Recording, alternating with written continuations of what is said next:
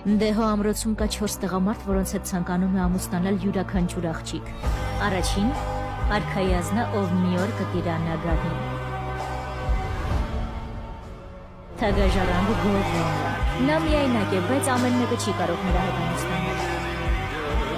Հաջորդ թեկնածուն այստեղի ամենահարուստ ընտանիքից է Սոնրիմի նոր առաջնորդը Պագդանգուն։ Նրա հարսանիքը ամենակարևոր պահին ընդհատվեց, բայց դա չէ կարևորը։ Երրորդ թեկնածուն Սոյյուլն է։ Նա ամենաազդեցիկ ընտանիքի ժառանգորդն է և թերություններ չունի, բայց վատն այն է, որ նրա հայրենիքը Սոհո ամրոցն է, իսկ դա շատ հեռու է։ Եվ վերջապես Չանուկը։ Նա այս պահի դրությամբ համարվում է աշխարհի ամենաուժեղ մարդը, բայց ես նրան խորհուրդ չէի տա։ Այդ ինչու՞։ Քեզ երբեք պետք չէ հանդիպել մի տղամարդու, ում անցյալը հիվանդագին է, ինչպես թրով խոցված սիրտը։